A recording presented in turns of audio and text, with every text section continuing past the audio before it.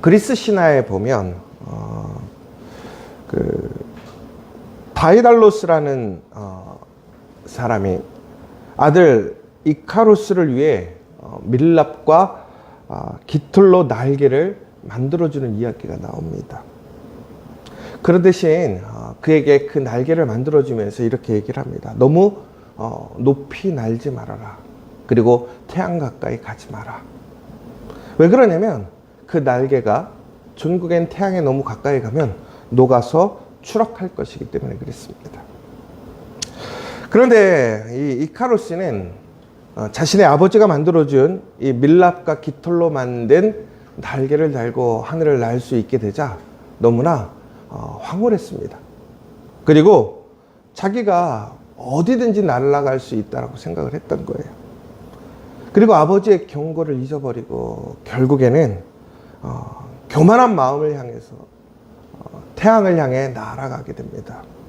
그리고 결국에 이카루스는 그 날개가 녹아버리는 바람에 바다에 떨어져서 죽고 마르게 되었습니다. 여러분, 이것은 단순히 아버지 말을 듣지 않았던 불순종에 대한 이야기가 아닙니다.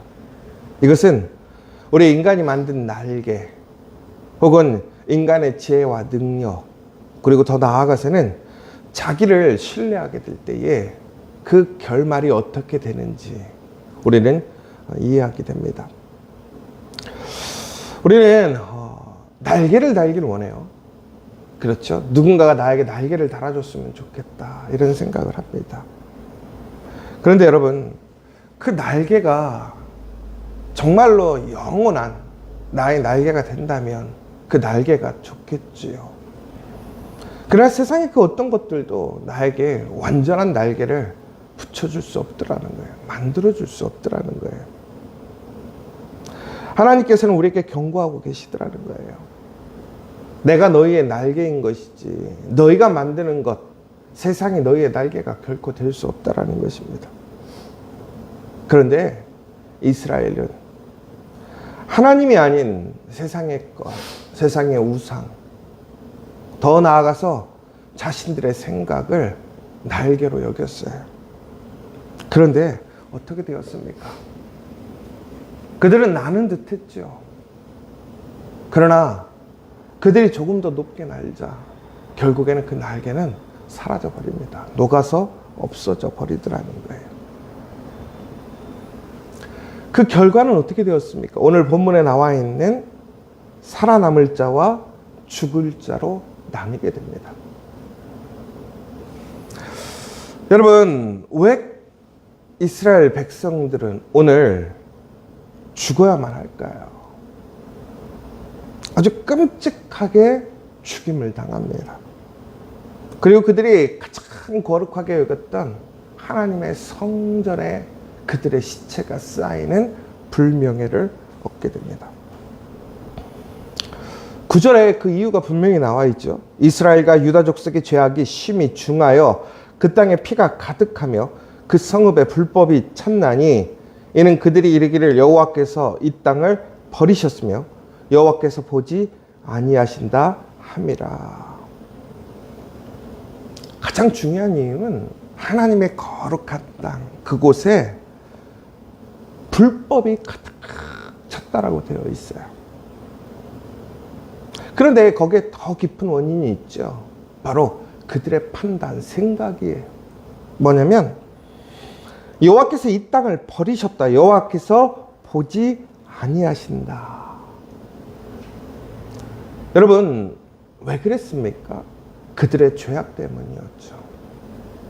그런데 그들은 그들의 죄로 인한 그 결과에 그들은 하나님께서 자신들을 외면했다라고 생각을 하는 거예요. 그렇게 결정을 내렸습니다. 여러분, 이 죄라는 것은요, 우리의 행동에서 나타나지만 결국에는 우리의 생각에서 시작되더라는 거예요. 오늘 이스라엘 사람들의 그 삶 속에 그 잘못된, 그 죄악된 행동들이 결국은 그들에게 심판에 직면하게 되었습니다. 그런데 그 심판에 직면하게 되었을 때 그 심판에 최종적인 방아쇠를 당긴 것은 무엇이었습니까? 그들의 생각이었어요. 하나님을 바라보지 못하고 하나님을 의지하지 아니하는. 그래서 종국에는 우상을 섬기고 자신의 상황에 그 현실을 따라가고. 여러분, 우리는 잘못 행동할 수 있습니다. 죄를 지을 수 있어요. 아무도 죄를 안 지으면 좋겠죠. 그러나 우리는 그렇게 완전하지 못해요. 그래서 예수님이 이 땅에 오신 거잖아요. 우리는 끊임없이 죄를 지을 수밖에 없는 그런 나약하고 불의한 자들입니다. 온전할 수 없고 의롭지 못해요. 그런데 그것으로 끝나서 나는 의로운 사람이 아니야, 나는 의롭게 되지 못해 라고 생각하라는 것이 아니죠. 그럼에도 불구하고 하나님은 우리를 의롭게 여기셨더라는 거예요. 누구를 통해서? 예수님을 통해서. 그 예수님의 십자가를 통해서, 죽음을 통해서 우리를 의롭게 하셨다는 것입니다. 여러분, 그런데 그들은 어떻게 하고 있습니까? 하나님은 계시지 않는다. 하나님은 보고 계시지 않는다라고 얘기하고 있어요. 여러분은 지금 어떻습니까? 하나님을 바라보고 계십니까? 하나님 의식하고 계시느냐라는 거예요. 하나님이 여러분의 모든 삶을 바라보고 계심을 여러분 믿고 계십니까? 그런데 오늘 저는 한번 생각해 봤으면 좋겠어요. 에스겔에 나오는 이 이스라엘 사람들과 이 예루살렘에 사는 유다 백성들과 우리는 과연 다른가? 이들은 폐역한 죄인이고 하나님을 모른다 하고 우상을 섬기는 나와 다른 사람인가? 근데 그렇지 않아요. 우리가 이스라엘 사람이고 유대인들이에요. 오늘 예루살렘에 살면서 하나님은 나를 바라보지 않는다. 하나님은 나에게 관심이 없다. 더 나아가 나는 하나님이 아니라 나의 살 길을 내가 찾아야겠다.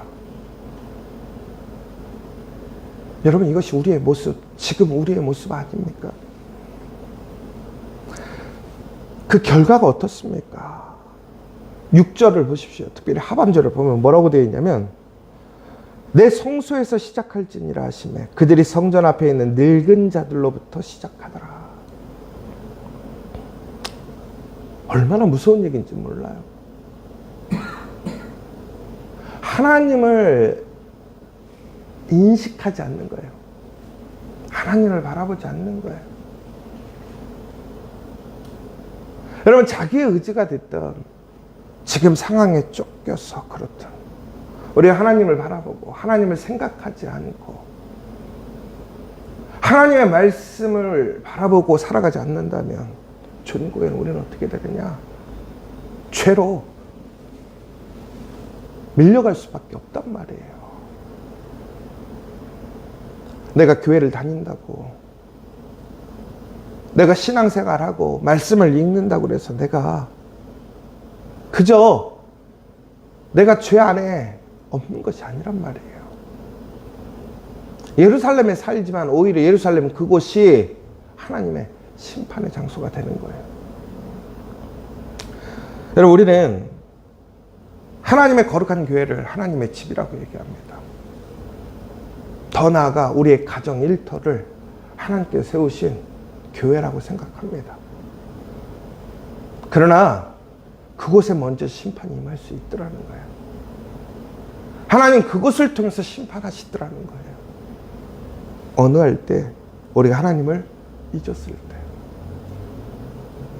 하나님을 바라보고 있지 않을 때, 하나님을 우리가 포기했을 때, 지금 상황에서 내가 하나님 앞에 나아갈 수 없는 상황이고, 또한 내 마음에 그런 도덕적이고 윤리적인 생각으로 하나님을 바라볼 수 없고, 혹은 나의 생각으로 하나님 나를 도와주시지 않을 거야 라고 생각하는 그 순간 심판이 시작되어지는 거예요. 지금 내 삶에 변화가 없습니까? 큰 문제가 없습니까? 그러나 오늘 우리가 그 심판의 대상이 되어버렸다면 그것은 결코 벗어날 수 없고 참혹한 결과를 맞이하게 되더라는 거예요. 그런데 놀라운 것은 그 심판이 성전에부터 임하더라는 거예요. 그리고 누구냐? 늙은 자들로부터 시작되더라는 거예요. 그리고 여인이나 아이들까지 누구나 한 명도 빠짐없이 그 심판의 대상이 되더라는 거예요. 여러분, 우리는 기억해야 돼요. 하나님의 은혜를 통해서 오늘 우리는 이 자리에 있습니다. 여러분, 우리에게는 그 가운데 하나님의 놀라운 특권과 은혜를 누리고 살아가는 거예요. 나 같은 사람이 목사가 되었고, 나 같은 사람이 교회를 섬길 수 있는 직분자가 되었어요. 그런데 우리가 하나님과 멀어지고 하나님을 포기하고 나의 생각, 그 우상을 따라 살아가게 된다면 거기에는 분명한 책임이 따르더라는 거예요. 여러분, 하나님의 축복과 은혜에는 분명한 특권이 있습니다. 그러나 거기에는 책임이 동반한다는 사실을 기억하십시오. 우리는 하나님께 은혜를 구합니다. 하나님의 도우심을 구합니다. 하나님은 자신의 아들까지도 내어주며 우리를 도우시고 살리셨어요. 그러나 거기는 반드시 우리의 책임이 따르더라는 거예요. 여러분, 하나님께 가까이 있으면서도 우리 안에 성결함이 없고 거룩함이 없고 하나님이 없다면 여러분, 그것은 우리의 심판을 막아주는 방패가 아니라 오히려 심판을 당기는 피리침이 되더라는 거예요. 여러분에게 지금 교회는 무엇입니까? 여러분의 가정과 일터는 여러분 방패가 되고 있습니까? 아니면 피리침이 되고 있습니까? 얼마나 무서운 얘기인지 몰라요. 교회가 피리침이 될 수가 있습니까? 그런데 될 수가 있더라는 거예요. 교회는 방패만이 아니에요. 우리가 교회 안에 있다고 해서 그것이 방패가 되는 것이 아니라 교회 안에서 하나님을 향한 기쁨이 돼야 돼요. 기쁨의 삶을 살아야 되고 하나님을 경외해야 하고 하나님만을 섬겨야 한단 말이에요. 그렇지 않으면 어떻게 되느냐라는 거예요. 7절에 뭐라고 되어 있습니까? 너희는 성전을 더럽혀 시체로 모든 뜰에 채우라. 거룩한 성전, 깨끗하게 세워야 될 성전에 더럽힘을 입히라는 거예요. 그런데 그 더럽힘의 주체가 누구예요? 나라는 거예요. 그런데 왜 하나님께서는 성전을 더럽히셨을까요?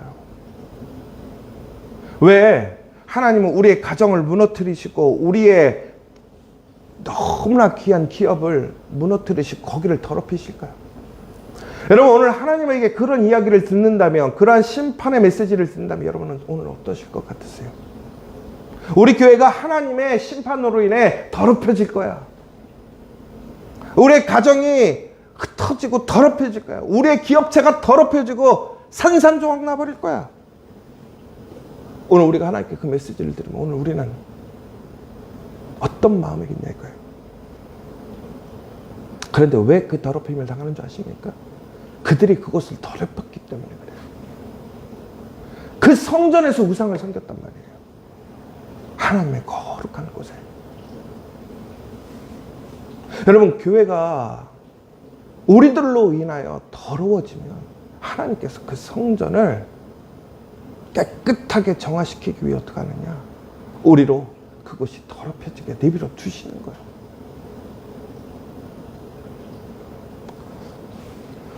너무나 안타까운 얘기예요.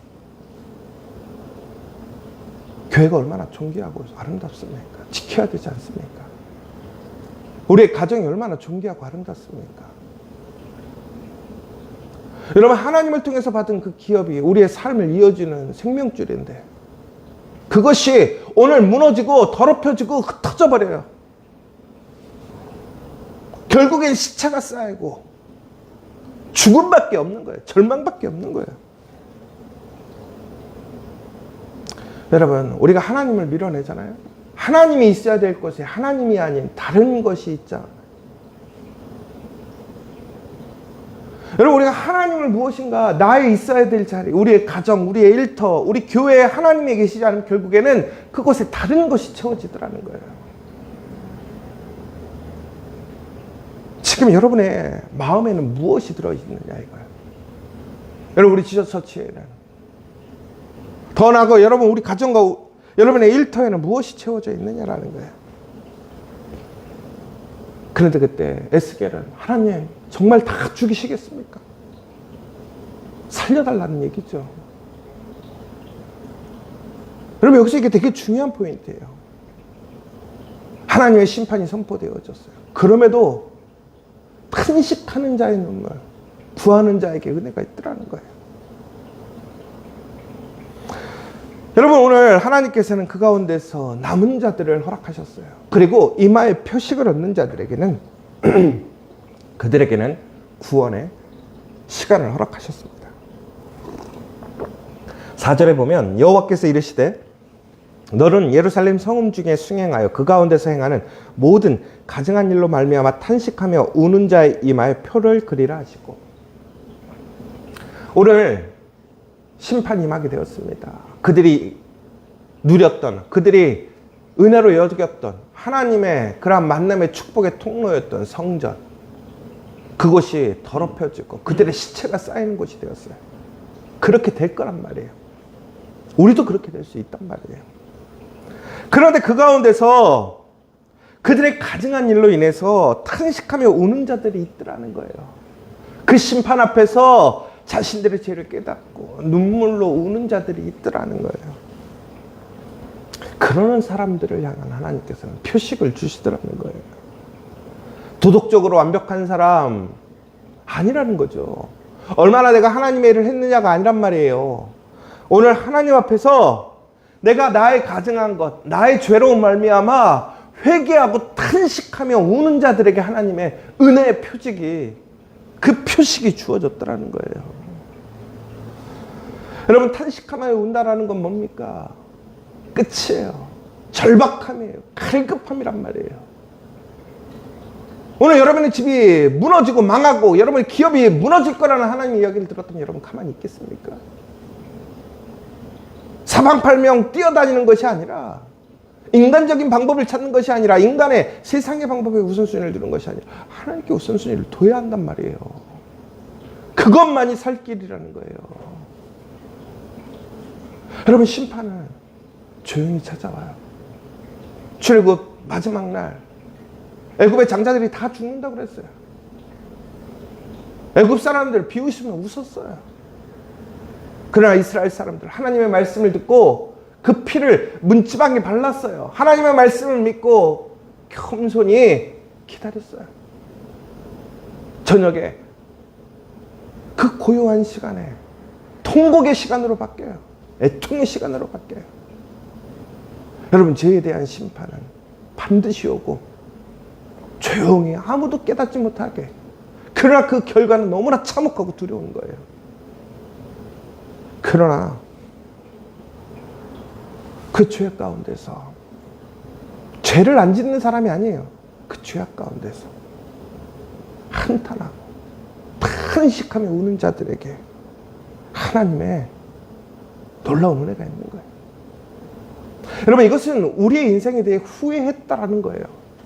여러분, 후회라는 것은 우리는 흔히 얘기해서 부정적인 의미라고 생각해요. 그러나 후회는 마침표가 아니라 쉼표가 되면 되더라는 거예요. 여러분, 하나님도 후회하셨다라는 얘기가 나와요. 여러분, 이것은, 그 후회라는 것은 인생의 그냥 마지막 결과론, 이제는 어쩔 수 없어서 그저 부정적인 생각, 그것이 후회가 아니라는 거예요. 후회가 은혜가 될 수 있더라는 거예요. 어떻게? 오늘 우리의 삶을 되돌리면 되는 거예요. 그리고 오늘 그 자리에서 탄식하고 울며 하나님을 부르짖게 될 때에 그 후에는 마침표가 아니라 쉼표로 다시 은혜의 전환점이 되는 거예요. 여러분, 오늘 여러분의 모습에 여러분은 자부심을 갖고 계십니까? 후회하고 계십니까? 여러분, 우리는 오늘 후회할 수 있느냐라는 거예요. 여러분, 뭐 주식 투자해서 내가 실패했을 때 후회하는 게 후회가 아니에요. 내가 선택을 잘못했을 때 그것에 대한 세상적인 유익과 세상적인 즐거움을 잃어버린 것 때문에 후회하는 것, 그게 후회가 아니라니까요. 하나님 앞에 내 모습을 돌아봐야 돼요. 내가 정말 하나님이 기뻐하시는 모습인가? 하나님의 표를 받아야 된단 말이에요. 하나님의 이 표라는 것은 타부라고 하는데 이것은 하나님의 소유권을 나타내는 거예요. 여러분, 오늘 우리가 하나님의 소유권으로 인정되지 않으면 오늘 전국의 심판에 그 무너짐에 그 시체가 되고 말 거라는 사실이에요. 오늘 이 에스겔은 단순히 과거의 오래된 이야기가 아니에요. 오늘 그 에스겔은 오늘 우리의 얘기라는 거예요. 오늘 이 땅에 하나님의 그 심판이 도래할 것입니다. 오늘 우리 교회에, 우리 가정에, 여러분의 가장 존귀한 기업에 심판이 임하실 거예요. 그러나 거기서 살 수 있는 방법은 하나님의 표를 받는 거예요. 그 표를 받는다라는 것은 흔히 얘기해서 헌금 많이 하고 여러분 뭔가 직분을 얻는 것이 표식을 받았다라는 게 아니에요. 오늘 내가 진심으로 하나님의 것인가라는 거예요. 하나님을 가장 소중히 여기고 하나님께 예배하는 자인가? 오늘 한탄하며 탄식하며 울고 있는가? 예배에 참여했지만 그 마음이 메마르고 눈물이 없고 형식적이고 의미 없는 예배라면 그것은 예배가 아니에요. 제가 주일날 군부대에 설교를 하러 갔어요. 숫자는 그렇게 많지 않았지만 얼마나 뜨거웠는지 몰라요. 얼마나 진지하고 반응이 좋은지 몰라요. 왜 그런지 아세요? 부대라서 그렇지 않아요. 그 부대에 어려움이 있어요. 생사를 건 문제가 생겼어요. 그 부대는 온전한 같은 공동체 운명을 갖고 있는 거예요. 군대라는 특수성 때문에. 그 문제 때문에 그들은 너무나 지금 불안하고 두려운 거예요. 그들은 의지할 수 있는 게 하나님밖에 없는 거예요. 위로받을 수 있는 게 하나님밖에 없는 거예요. 살아있는 예배를 드리더라고요. 하나님을 소망하더라고요. 여러분, 지금 여러분 어떻습니까? 여러분, 이카루스의 날개를 달므로 행복하고 기뻐하고 계십니까? 아니면 정말 우는 마음으로, 애통하는 마음으로 하나님 앞에 서 있습니까? 그것이 우리의 바로 내일을 결정하는 거예요. 저는 이게 참 무섭더라고요. 우리 성도들이 그런 가짜 날개를 날개로 여기고 기쁘다, 즐겁다, 행복하다, 문제없다 생각할까 봐. 오늘 우리는 애통해야 돼요. 눈물을 흘리며 하나님의 그 거룩한 소유됨의 표식을 얻어야 된다는 거예요. 여러분 생각해 보세요. 오늘 여러분은 그 표식을 받은 자인가? 여러분의 기준, 여러분의 생각이 아니에요. 하나님 보시기. 하나님께서 그들의 사자들을 보냈을 때 나는 표식을 받을 수 있는가? 그 표식의 조건은 단순해요. 나는 하나님 앞에 눈물로 한탄하며 애통하며 하나님의 소유됨을 인정하고 있는가? 신령과 진정으로 예배하고 있는가? 하나님의 거룩한 성전을 거룩하게 만들었는가? 하나님이 은혜를 주신 나의 가정과 일터를 나는 하나님의 소유로 만들었는가? 하나님이 주신 것으로 하나님과 멀어지고 있다면 그것은 사라질 것입니다. 그것은 망하게 될 것입니다. 심판이 임할 것입니다. 교회도 마찬가지입니다. 그러나 하나님 앞에 하나님의 소유됨이 인정된다면 그것은 존귀하게 지켜질 것입니다. 오늘 이 아침 우리 사랑하는 지저처치 성도들 그 거룩한 눈물로 기도로 다시 시작할 수 있는 우리 지저처치 저와 여러분 되시기를 간절히 소망합니다. 우리 함께 기도하겠습니다. 우리의 마음이 얼마나 굳어 있는지 모릅니다. 세상의 죄악을 보고도 무감각하고 내가 그 죄 가운데 있는데도 내가 죄 가운데 있는지 깨닫지 못합니다. 내가 지금 어떻게 흘러가고 있는지, 내가 무슨 행동을 하고 있는지, 내가 무엇을 위해 살아가고 있는지 깨닫지 못합니다. 내 안에 교만은 보지 못하고 남의 그러한 실수와 문제는 크게 보고 있습니다. 이카루스처럼 자신의 날개를 믿고 교만하게 오르고 있습니다. 날개를 단 줄 압니다. 여러분, 그런데 그 날개 사라져 버린단 말이에요. 불살라져 없어져 버린단 말이에요. 날개할 수 없단 말이에요. 오늘 우리에게 필요한 것은 그 날개가 아니라 우리는 하나님 앞에 탄식하며 우는 마음이 필요하더란 말이에요. 그런데 우리는 지금 무엇을 구합니까? 나를 날개 해줄 날개를 구하지 않습니까? 그 날개를 달려고 하나님과 멀어지고 하나님께 기도하지 못하고 하나님께 예배하고 있지 않습니까? 그런데 그것이 성전의 시체로 쌓이게 되더라고요. 하나님이 주신 것이 거룩하고 은혜의 동산이 아니라 기업이 아니라 심판의 도구, 심판의 저주에 그 썩어져가고 멸망해버리는 곳이 되어버리더라는 거예요. 오늘 우리는 기도해야 돼요. 하나님을 향한 마음을 회복시켜 주십시오. 내가 오늘 회개합니다. 하나님에 대한 갈급함을 갖게 하시고 하나님의 소유된 표식을 얻게 하여 주시옵소서.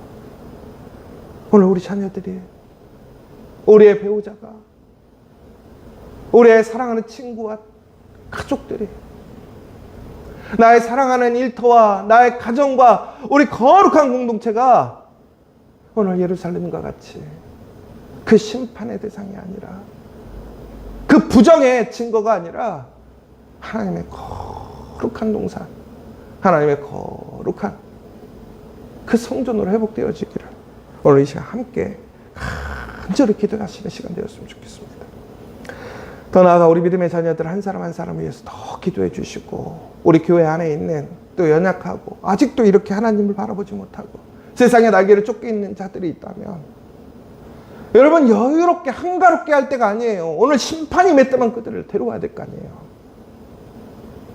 그런데도 우리는 방임하고 있지 않습니까? 방조하고 있지 않습니까? 여러분, 방조라는 것은요, 그저 내버려 두는 게 방조가 아니에요. 법률적으로 방조는요, 도운 거예요. 내버려 두는 게 돕는 거란 말이에요. 그것도 죄란 말이에요. 오늘 이 시간 우리 하나님 앞에 정말 철저히 회개하고 하나님께 돌아갈 수 있는 시간 될 수 있도록 기도해 주시면 좋겠습니다. 우리 주기도문으로 마치도록 하겠습니다. 하늘에 계신 우리 아버지, 아버지의 이름을 거룩하게 하시며 아버지의 나라가 오게 하시며 아버지의 뜻이 하늘에서와 같이 땅에서도 이루어지게 하소서. 오늘 우리에게 일용할 양식을 주시고 우리가 우리에게 잘못한 사람을 용서하여 준 것 같이 우리 죄를 용서하여 주시고 우리를 시험에 빠지지 않게 하시고 악에서 구하소서. 나라와 권능과 영광이 영원히 아버지의 것입니다. 아멘.